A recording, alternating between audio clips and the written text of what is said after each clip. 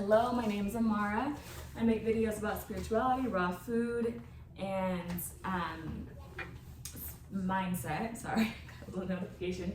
But today's video, I wanted to make a short little topic on, or talk about difficult emotions when you're dealing with other people.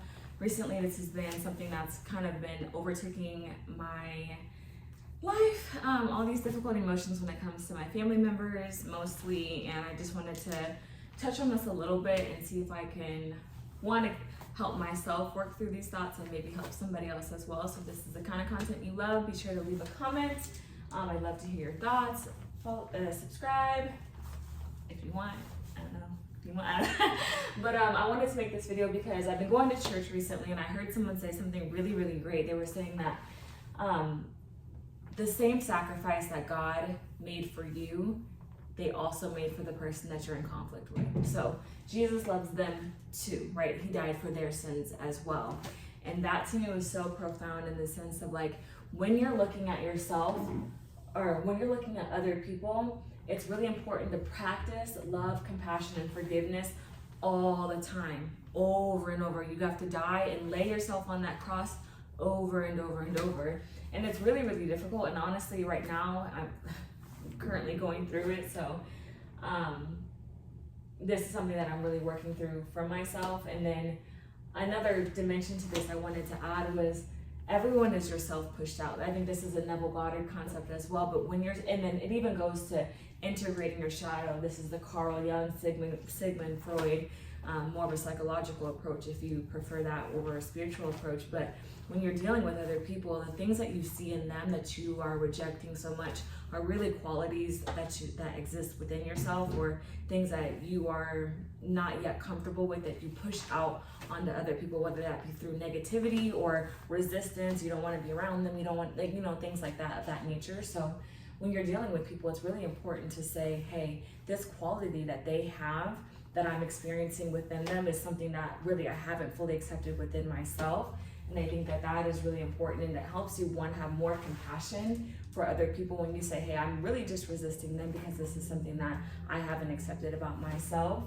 And then this kind of brings you back to the presence. I always talk about presence on my channel because when we, especially in our society right now, you live very fast paced. You got to get up, go to work, you have a ton of responsibilities and things of that nature. So being able to stop and use the tool of your breath. Your breath is one of the most healing forces beyond the food even. I always talk about raw food. I've been on raw food for a couple years, and it's been a unique and individual journey that I've truly grown to love. I've been vegan for about 7 or so years. Raw, mostly high raw for about 2 years, fully raw all of this year. But being able to use the tool of breath work and raw food to ground yourself into the present moment, especially when you're having a hard time with another individual, is something that comes with time and practice, but it gives you a level of control and also cuts down on the karma that you create within your own life. I always like to say, like, I don't think hell is a place that you get to later on. I don't think that karma is something that hits you later on. I think that you create hell and karma instantly just by the way in which you react to situations, but just by the thoughts that you think about another person. And that usually comes from like I said, some resistance that you have within yourself about your own identity, your own strengths, or your own weaknesses. Say there's a quality that you have that you feel like you've mastered a lot. So for example, for me, I feel like, you know, when I'm growing into my adulthood, I'm 25 now, I've been really working on my work ethic, and I've been working for years, and I see other people in my family who don't work at all. And like, for me, it causes a lot of resistance because I'm like, why don't you have like that desire? Why don't you have, you know? But that's also to say I'm projecting my own desires onto this individual and then creating resistance because they're not following the path the exact same way that I do, right? And so,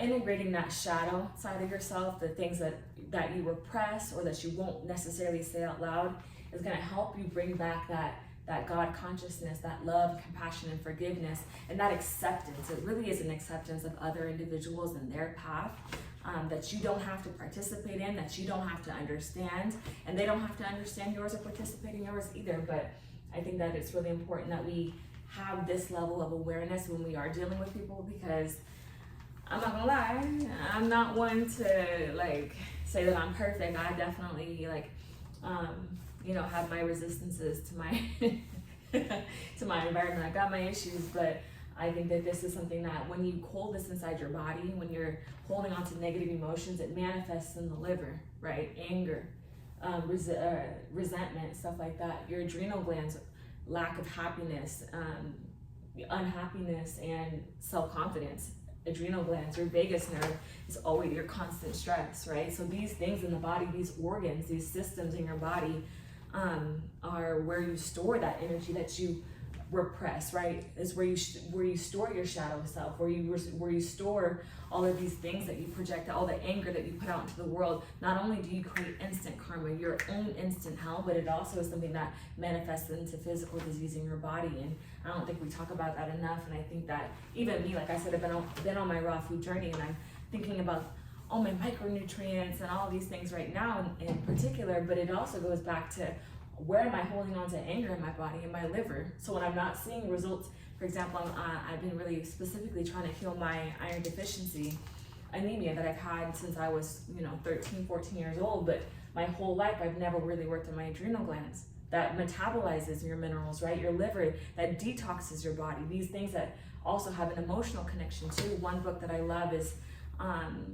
Anatomy of the Spirit by Carolyn Myss. That was one of my first spiritual books that I learned, that I was like, oh, like your body, the emotions that you carry throughout your life manifests into physical disease over time, whether it takes you 5, 10, 30 years, right? 70, you can be 70 years old dealing with emotions from your childhood that you just don't understand. Now you have diabetes, now you have heart disease, now you have cancers because you've been holding on to this tension in your body that if you had just known about these tools and kept that consciousness in the front of your mind, that it might not have manifested in that physical way. And then also one way that you can also transmute this, not only through food or raw food, but it's also healthy stress. So working out, walking, running, sweating, those things that are more productive, that help put your body into a state of flow that you can progressively work on in a positive way versus satisfying your ego and arguing back with somebody, or not letting that person in traffic and stuff just because you feel some kind of way or whatever it is. You want to one book also for dealing with difficult emotions is The Power of Now by Eckhart Tolle. I think that's one of, my most impactful books of my life, just because you're able to realize like a lot of the resistance you have to the present moment is the reason why you don't have joy and love in your life right now, is the reason why you are going through these chronic, negative emotions, which goes into chronic disease. It manifests in the heart and the throat. The thing, if you feel like you always are justified in the things that you say, that's a throat thing, right? And your heart, if you're not always speaking up, it's a solar plex thing, and that's a digestive issue. It goes back to your adrenal glands. Maybe you don't have enough confidence, maybe you got too much confidence, and it's like you don't want the porridge too hot or the porridge too cold, so to speak, So, and then also having that I am awareness to know that the things that you say, for this example, is you have a very strong ability to create a reality just off of what you believe to be true, and especially in relationship to other people. So if you're rejecting people on a level for just who they are, or for your inability to even rise up in a way to be empowered away from them, right? So if you feel like you're stuck or whatever your self-concept is, this is basically a really important thing to speak to your self-concept as well when you're dealing with other people. What do you believe about yourself to be true? Do you believe that you are justified in making somebody else feel bad, or even allowing somebody else to make you feel bad, right? Going back and forth in that kind of way. The only thing that it does is steal the present moment from you, because your ego can sweep you and consume you in a way that you won't even recognize yourself, and the next thing you know, you're living in a life that you don't like. So I just wanted to make this short little video, in particular in the sense that if you're dealing with somebody that you have a lot of negative emotions towards, that's kind of what I'm going through right now. But there's a lot of other ways to look at this topic even. But one scripture that I wanted to include, because I've been going to church a lot and this has been something that's on my mind, but is Proverbs 4:23 from the English Standard Version. keep with your heart all vigilance, for from it flows the springs of life. I think that this is so important to be mindful of the emotions and the beliefs and the thoughts that you hold in your body and how you present yourself outwardly. You are always in control of your reality. Nobody can ever take anything from you, nor can they make you do anything that you don't want to do. So when you're dealing with difficult emotions in relationship to other people, it's super important to just keep that consciousness to say, I get to be very much in charge of how this goes. And it might take yourself to even go back to this video that I filmed before, but dying to yourself, right? Laying yourself on that cross and saying, hey, I'm not going to be this version of myself, or hey, I'm not going to contribute to this situation in that way right now.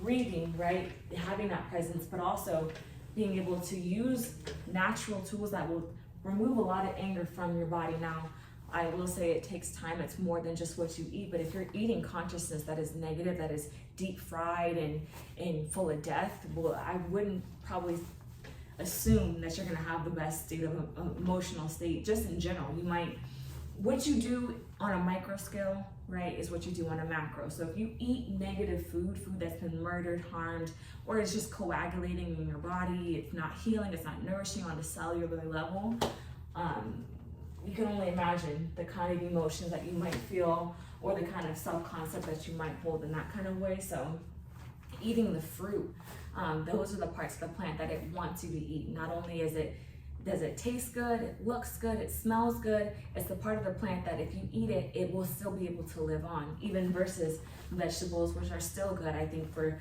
building muscle and getting your minerals and micronutrients in that kind of way. I'm not going to say not to eat your vegetables, although I do think we are natural frugivores just by our biology, but I will say that eating the fruit is a way to balance out your natural state of being, to have more of a neutral. It helped me a lot. It helped me heal my adrenal glands, gave me a lot more self-confidence, more purpose in life, and it's a way to say thank you to the plant and not eat the fruit, not the root. That's what I always say. So yeah, I just wanted to make this short little video about difficult emotions, and yeah, add a little bit of scripture here talking about the different organs and practices. Breath work is deep belly breathing, diaphragmatic breathing is going to be one of your best tools as well to help regulate your nervous system, to help you gain presence in a moment. And also it's a way to connect with the divine. If you don't feel spiritually inclined or connected in the way where maybe you're not Christian, maybe you're not Buddhist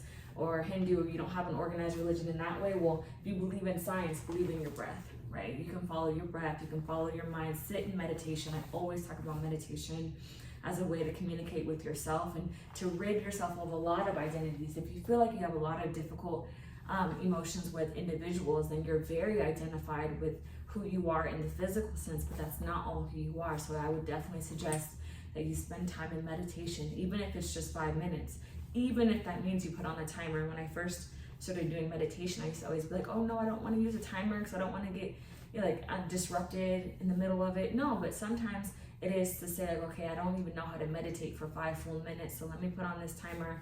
Deep belly breathing, sitting up straight on the ground. If you can do it outside, that's even better, but in your house, wherever you can do it, 5 minutes. In your car, it really is anywhere. It's a very mobile practice, and being able to say, okay, I'm not this person. Who am I without this person in my life? Who am I without this identity, without this possession, without, ridding and stripping down all of your identities? You'll realize that the problems that you're going through in your life right now are not that serious, and they're not as detrimental as you might think, or they're not as significant as you might think either. All your accomplishments don't matter when you ascend past yourself on this physical plane. So taking in this kind of consciousness and sitting with that stuff definitely will help you with your negative emotions or difficult situations. And I hope this video has been helpful for you. Hopefully it makes sense. And yeah.